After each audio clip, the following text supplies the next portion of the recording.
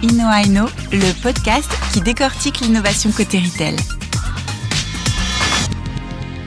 Comment ces innovations révolutionnent-elles le quotidien des consommateurs et des professionnels de la distribution ? Les experts de l'échangeur Guillaume Rio et Nicolas Diacono, accompagnés d'un start-upper du domaine, décryptent les enjeux liés aux usages de ces nouvelles technologies. Pour être au fait des dernières tendances retail, suivez l'échangeur BNP Paribas Personal Finance sur Twitter et LinkedIn. Bonjour à tous et bienvenue dans ce nouvel épisode d'InnoIno. Aujourd'hui, nous allons aborder le sujet de la santé connectée. La santé est une préoccupation majeure dans ce contexte de crise sanitaire. Entre février et avril 2020, le nombre de téléconsultations a été multiplié par plus de 100. Nous allons aujourd'hui décrypter l'accélération de la santé connectée dans notre quotidien, dans ce contexte si particulier, et surtout à quoi s'attendre pour le futur. Pour en parler, nous avons la chance de recevoir Thomas Serval, président et cofondateur du groupe Barracuda, un des leaders de la santé connectée. Bonjour Thomas. Bonjour Guillaume. Et aujourd'hui, notre expert Nicolas Diacono est malheureusement pas présent. Je tiens à vous rassurer que Nicolas est en très bonne santé. Il est devenu l'heureux papa d'une petite fille et nous en profitons justement pour le féliciter. Thomas, aujourd'hui, on va évoquer la santé connectée. Pour beaucoup, dans l'esprit collectif, la santé connectée, c'est la télémédecine. Est-ce que pour toi, la santé connectée, c'est essentiellement la télémédecine ? Alors non, pas du tout en fait. La santé connectée, si on réfléchit bien, être en bonne santé, c'est pas seulement se soigner. C'est surtout éviter d'avoir besoin d'aller chez le docteur. Et donc la santé, moi, la manière dont je la vois, c'est d'abord et avant tout une manière d'être en équilibre avec son corps et avec son environnement. Donc être en bonne santé, ce n'est absolument pas de la télémédecine seulement. La télémédecine participe à la santé connectée, mais c'est qu'une toute petite partie. En amont, on a toute la partie prévention, comment on reste en bonne santé. Et puis après, effectivement, il y a la partie santé, le diagnostic. Qu'est-ce que j'ai ? Si jamais j'ai un dysfonctionnement, qui peut pas nécessairement être un dysfonctionnement médical. Et puis après, il y a toute la partie curative, comment je fais pour me soigner, les médicaments, les bons exercices. Et donc en fait, la santé connectée, c'est tous les mécanismes qui vont pouvoir capturer de l'information pour pouvoir poser un diagnostic, tous les éléments et toutes les informations qui vont permettre de mieux se soigner, et en amont, toutes les informations qui vont nous permettre d'éviter de tomber malade. Justement, la récolte d'informations, ça m'intéresse. On parle beaucoup d'objets connectés, on parle même d'Internet des objets, ou même l'intelligence des objets connectés. Moi, je vais te parler d'Apple. Tu sais très bien que le 15 septembre 2020, Apple a annoncé une nouvelle fonctionnalité sur son Apple Watch, où maintenant on est capable de connaître ton taux de saturation en oxygène. Et on sait que c'est une donnée très importante justement pour la prévention par rapport à la Covid-19, parce que si ton taux de saturation normal en oxygène du sang est inférieur à 90%, on peut supposer que tu es porteur de la Covid-19. Et il n'y a pas que Apple qui a lancé des objets connectés très efficients en récolte d'informations, il y a aussi Fitbit qui va être racheté par Google. Fitbit, pour nos auditeurs, c'est 25 millions d'utilisateurs. L'Apple Watch, j'ai oublié de le mentionner, c'est 80 millions d'utilisateurs. Et dernièrement, Amazon a lancé un bracelet connecté avec différentes fonctionnalités de récolte d'informations qui s'appelle Halo. Par rapport à ces objets connectés, est-ce que tu penses que demain, ces objets pourront être vecteurs de récolte d'informations fiables en termes de santé ? Effectivement, il y a profusion de nouveaux sensors. Nous, on appelle ça des sensors. C'est des outils qui vont utiliser des nouveaux composants électroniques qui vont capturer de l'information, digitaliser cette information, puis l'envoyer vers des bases de données à distance ou locales qui vont faire tourner des algorithmes de machine learning qui vont permettre de poser soit des diagnostics, soit au moins des systèmes d'alerte. Et donc, nous, on croit beaucoup à la transformation du monde de la santé à partir de ces nouveaux sensors, de ces nouveaux outils qui vont capturer de l'information. Amazon, Apple, etc. ne sont que le tip of the iceberg, si je peux utiliser cette expression américaine. C'est juste la face émergée de cette révolution autour des nouveaux capteurs électroniques qui vont nous donner de nouvelles informations.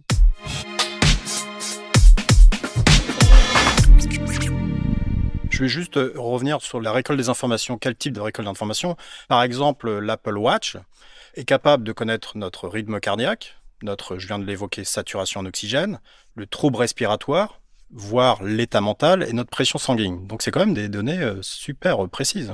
En fait, à partir de ces sensors, c'est comme si on ouvrait à l'être humain de nouveaux sens. Et à partir de là, on est en train de trouver des corrélations ou des causalités entre ce que ces sensors mesurent d'une manière digitale et des états physiques. C'est-à-dire qu'effectivement, on va mesurer des grandeurs électroniques qui vont être corrélées ou qui vont être liées à un taux d'oxygénation dans le sang, à une vitesse de battement cardiaque, etc.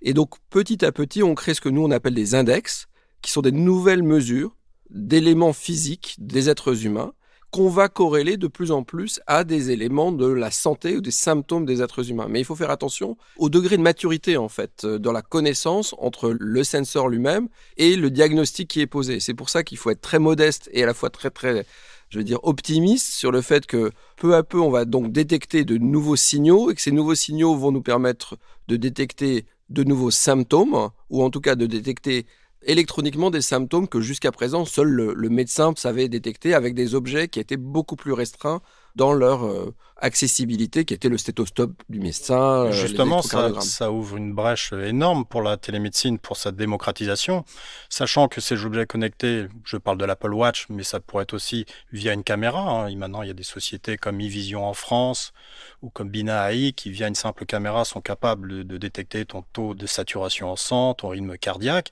et ça peut être un très bon complément pour la télémédecine, parce que comme tu l'évoquais, le médecin, jusqu'à maintenant, a besoin de ces appareils, un stéthoscope, etc. Alors que là, via la caméra, il serait capable d'avoir mes symptômes, on va dire, d'une manière objective, en complément d'une interrogation via la caméra. Donc ce serait une télémédecine, on va dire, beaucoup plus objective que sur la parole du patient via la caméra. C'est pour ça qu'en fait, on est vraiment au début de la révolution. Et c'est aussi pour ça qu'il faut être modeste. C'est-à-dire que, effectivement, ces nouveaux outils vont intégrer le monde de la médecine, qui est, et c'est normal, extrêmement prudent. C'est-à-dire que quelque part, il y a une différence fondamentale entre la mesure d'une grandeur physique et la capacité qu'a cette grandeur physique à poser un diagnostic. Par exemple, prenons le rythme cardiaque ou la température ou le poids.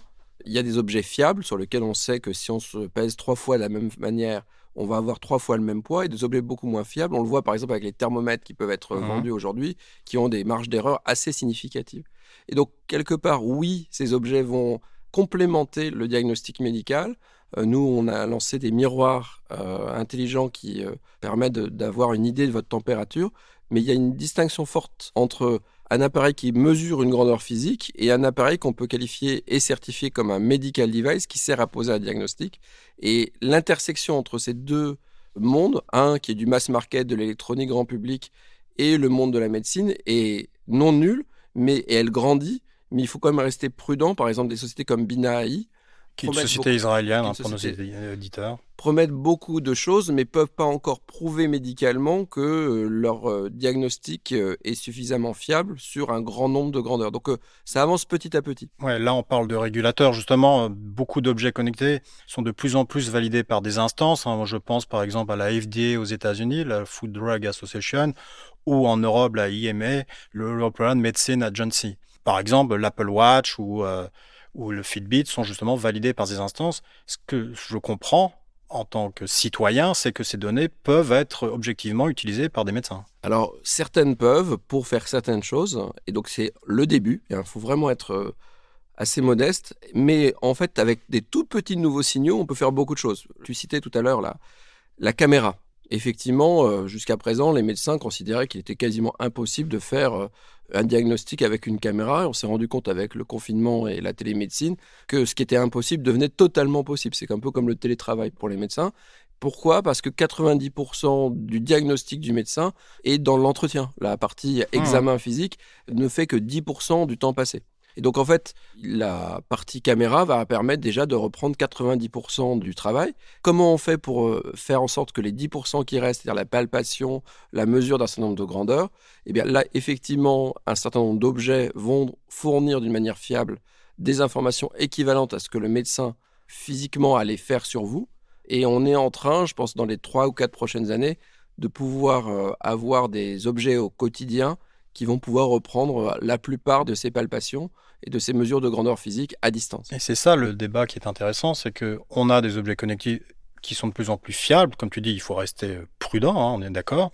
Mais les objets connectés que j'ai mentionnés sont l'idée, entre guillemets, par des géants de la tech. Je t'ai mentionné Amazon, Apple, Pour nos auditeurs, est-ce que demain, je dois faire confiance à un Apple Watch ou à un Amazon Halo, ce fameux bracelet? Parce qu'il faut savoir, peut-être tout le monde ne le sait pas, mais c'est que Amazon a développé son entité de santé en parallèle, tout comme Apple. Il commence à créer des cliniques. On sait qu'Amazon développe la télémédecine pour ses employés. Ils ont racheté une société dans la pharmacie qui s'appelle PillPack. Ils sont aussi dans la recherche contre le cancer. On peut imaginer très bien que demain, Amazon Prime instaure Amazon Prime Life et tu auras la téléconsultation, des données fiables via ton bracelet Amazon et ils seront gérants plus ou moins de ta santé. Je dis pour Amazon, mais ça pourrait être aussi bien pour un Alphabet, un Apple, etc. Qu'est-ce que tu en penses? Est-ce que les pouvoirs publics ont pris conscience de ça? Alors, je pense que d'abord, ce que tu dis est tout à fait raisonnable. Pour toutes les GAFA, en fait, la santé, c'est une sorte de territoire de conquête et de croissance. Si on regarde, Google se nourrit largement de la publicité, Amazon du e-commerce. Si tu veux te dire quelle est la prochaine grand terrain d'expérimentation, c'est clair que le domaine de la santé, qui aux États-Unis est beaucoup plus développé et très très gros en coût, est un domaine de croissance énorme pour ces gens-là et c'est devenu une priorité stratégique. Après, est-ce qu'il faut laisser ces monopolistes ou ces quasi-oligopolistes prendre pied sur la santé et notamment acquérir cette donnée? Alors, je voudrais quand même faire un petit peu une pause sur ça. En fait, d'un côté, on a parlé de la télémédecine et de l'autre côté, on a ces objets du quotidien. Alors, c'est différent, les objets du quotidien et la télémédecine, puisque comme je l'avais expliqué au départ, la télémédecine, c'est une toute petite partie finalement de la santé connectée. Ce que va permettre ces objets du quotidien, c'est d'apporter au médecin ou à la personne qui va poser un diagnostic, qui ne sera peut-être pas nécessairement un médecin, des éléments nouveaux sur le comportement des gens au quotidien. Quand on va voir un médecin, on prend une photo de vous à un instant donné. Et donc, il vous interviewe pour savoir ce que vous avez fait, ce que c'est ça. Si automatiquement, des objets mesurent ce que vous avez fait et se souviennent de choses que vous pouvez avoir oubliées tout à fait naturellement, là, vous apportez une nouvelle source d'information. Et nous, on appelle ça la médecine longitudinale. C'est une des choses que Barracoda développe d'une manière assez transverse aujourd'hui. Ça va ouvrir de nouveaux champs de découverte sur les maladies et des nouvelles manières d'éviter de les attraper. Et donc, aujourd'hui, les GAFA vont rentrer dans le domaine de la médecine plutôt sous l'angle des objets du quotidien qui vont intégrer de nouvelles informations et donc leur permettre d'avoir un avantage concurrentiel pour poser, on espère, pour nous en tout cas, de meilleurs diagnostics. Alors est-ce que, et c'est la deuxième partie du débat, est-ce qu'il faut laisser ces gens-là prendre pied en utilisant les milliards qu'ils ont gagnés ou qui continuent à gagner dans le domaine du e-commerce ou de la publicité sur ce domaine de la médecine? Et au niveau des gouvernants, est-ce qu'il faut les laisser capturer ces bases de données puisqu'on sait qu'il n'y a pas d'intelligence artificielle sans données, et que là, on leur donne notre trésor le plus précieux, qui sont nos données de santé. Donc, ces données de santé, c'est les médicaments de demain. Et c'est notre intimité, et si tu commences à donner tes données intimes, entre guillemets, à un géant, la porte est ouverte après à tes données financières, etc. Mais c'est vrai qu'il y a des terreaux qui sont plus ou moins ouverts pour l'intrusion des GAFA dans notre vie privée et dans notre santé, en particulier aux États-Unis, où on sait que le système de couverture sociale est très faible, voire parfois inexistant, et Amazon va vouloir s'engouffrer là-dedans dans la mesure où ils travaillent déjà sur une assurance santé pour leurs collaborateurs, pour les PME sur leur marketplace et demain pour leurs clients. Donc il y a aussi, et peut-être en Europe ça ne fonctionnera pas du tout parce qu'on a quand même un pouvoir public encore très très fort, mais c'est vraiment des questions d'éthique très intéressantes.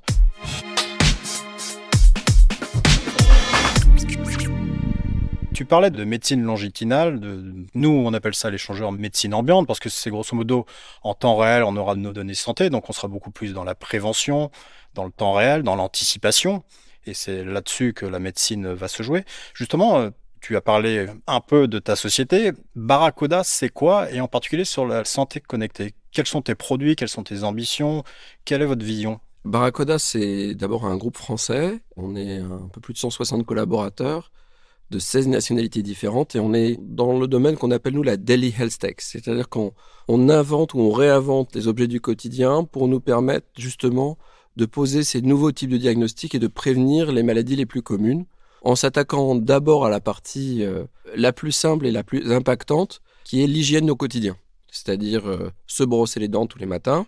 Il faut savoir que dans les pays émergents, 80% des causes d'absentéisme pour les enfants, c'est les problèmes de dents. Je pense à Colibri. Alors ça, c'est Colibri. On s'intéresse à un diagnostic et au hub du quotidien de la médecine avec une société qui s'appelle CareOS et un miroir qui sera présent en permanence dans la salle de bain et pourra poser des diagnostics. Par rapport à ce que tu disais sur la médecine ambiante, en fait, dans la vision qu'on a, la médecine longitudinale, c'est au contraire la médecine de temps long. C'est-à-dire que on n'oublie rien, on te regarde tous les jours, et la plupart des maladies, je prends de la carie que je connaissais bien, mais la plupart des cancers de la peau, des choses comme ça, sont des maladies d'évolution lente, où en fait ce qui manque le plus, c'est de te regarder tous les jours de la même manière pour voir si ton corps évolue et tirer de cette évolution des alertes si l'évolution est non normale.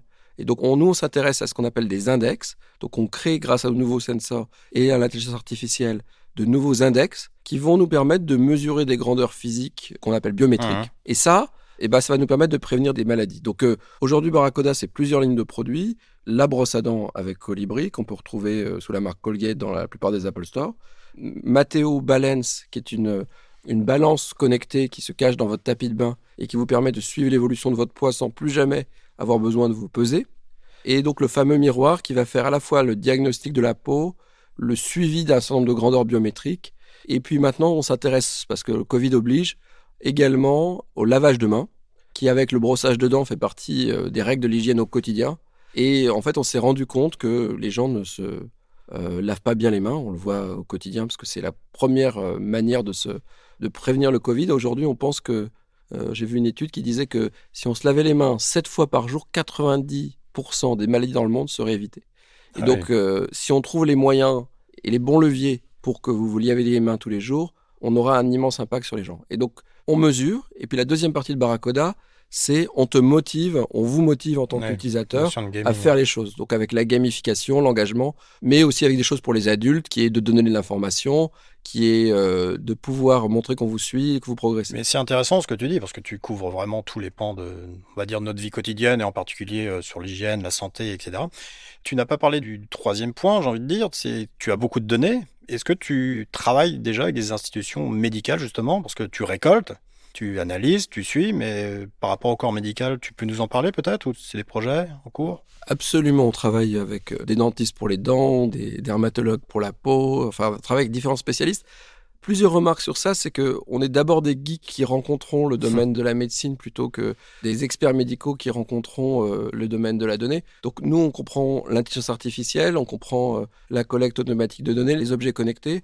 On a décidé d'être très humble en matière de connaissances médicales, c'est-à-dire que on utilise des experts pour ce qu'on appelle labelliser, donc nous dire ce qu'on voit, sans aucun a priori. Mais ça pourrait intéresser justement Doctolib, par exemple. Il y a une recrudescence de la téléconsultation sur Doctolib. Ils sont passés de 1700 consultations en janvier à 17 000 maintenant par mois.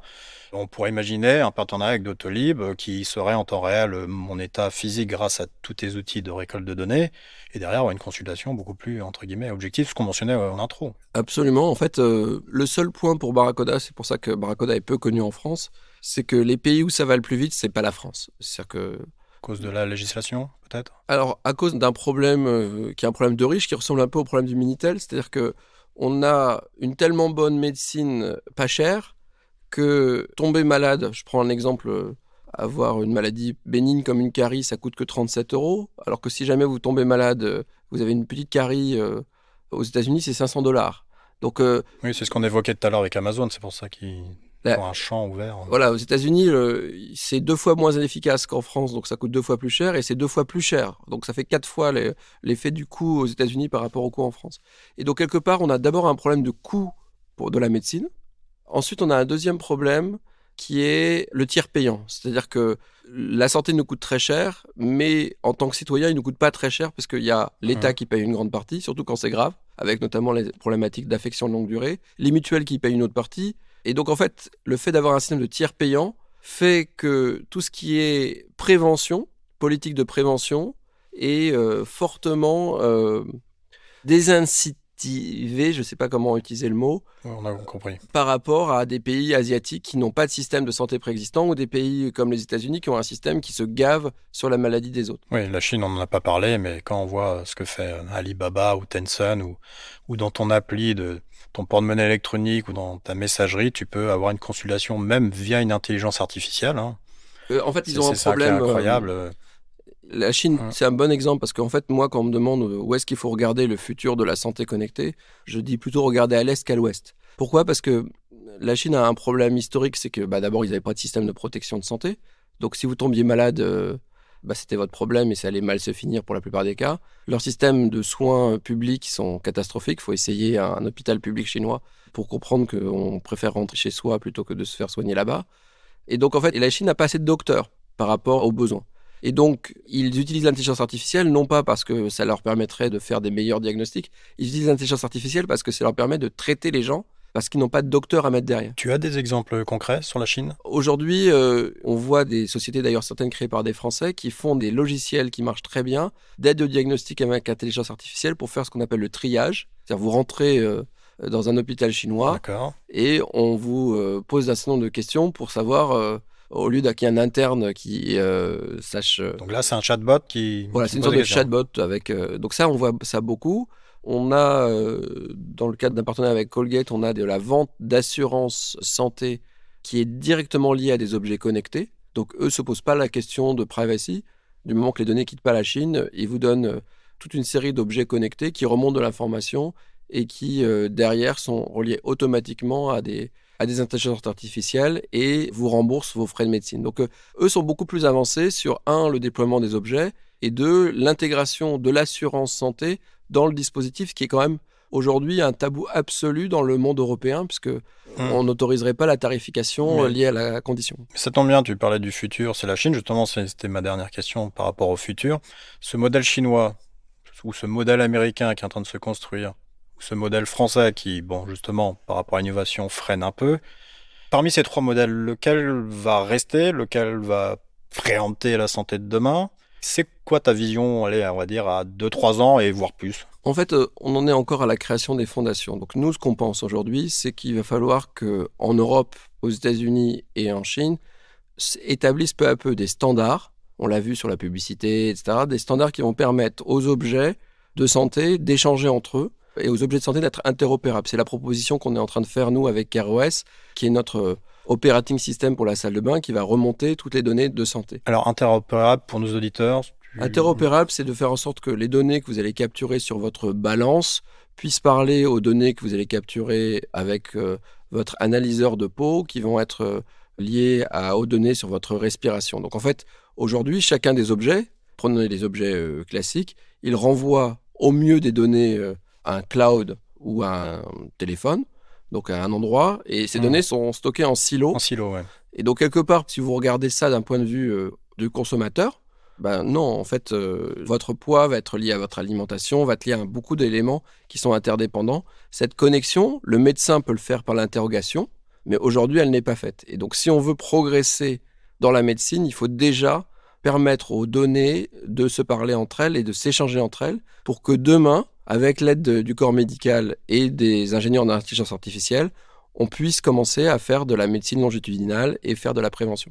Et ça, pour moi, c'est cette interopérabilité et ce stockage des données, il va se faire dans des référentiels juridiques et culturels qui vont être très différents d'une zone géographique à l'autre. Il y aura le modèle européen qu'on espère pouvoir développer avec le contrôle total par l'individu de sa donnée, le modèle américain qui est un contrôle hybride entre le payeur et l'utilisateur, le payeur pouvant être l'assureur, et le modèle chinois qui n'est pas encore vraiment très clair, mais qui va probablement être fortement géré par les équivalents des GAFA en Chine. On parlait justement de centralisation des données. Est-ce que la réponse, ça ne serait pas celle d'Elon Musk, tu sais, qui a annoncé via sa société Neuralink d'avoir une puce qu'on intégrerait dans ton cerveau, et selon ses dires, ça serait le Fitbit de demain? Alors moi, je ne crois pas du tout. Je pense que la promesse de Neuralink, elle est quand même plutôt liée aux interfaces. On se rend compte que la tendance de l'électronique aujourd'hui, de l'informatique, c'est que l'utilisateur est de plus en plus feignant et il doit gérer des choses de plus en plus compliquées puisque tout est connecté.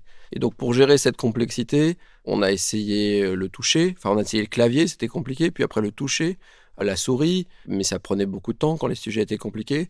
Et donc, c'est vrai qu'avoir un lien direct au cerveau pour pouvoir expliquer qu'on veut ouvrir les fenêtres, prendre sa douche, c'est quand même plus pratique que de faire 25 scénarios. Sans contrôler à distance, entre guillemets, mais simplement en tant d'être récepteur et récolte d'informations en temps réel. C'est-à-dire que cette puce, elle saura si tu as une tension musculaire, tu es nerveux et tu n'as même pas à réfléchir à regarder ta montre, c'est que les données sont retranscrites automatiquement sur un cloud géré peut-être par Elon Musk.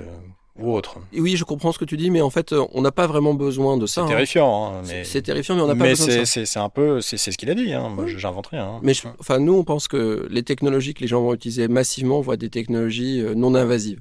Donc en fait, ce que tu viens de décrire, moi je peux avoir à peu près la même information avec les technologies qu'on déploie dans nos miroirs connectés. C'est-à-dire qu'avec une caméra, je peux connaître ton rythme cardiaque, ton agitation, etc. Et j'ai pas besoin de te faire installer quoi que ce soit. Le jour où tu auras une puce qui créera une interface entre toi et un système, le problème c'est qu'il est très peu probable que même ton cerveau n'est pas capable de diagnostiquer quels sont tes problèmes. Il comprend que tu as mal quelque part, mais le diagnostic il est fait à partir d'une observation extérieure. Donc je suis pas convaincu sur... Je suis rassuré par ta réponse. Très bien. Merci à toi Thomas pour ces brillants éclairages. Merci à nos auditeurs et je vous dis à bientôt pour un nouvel épisode d'Inno&No.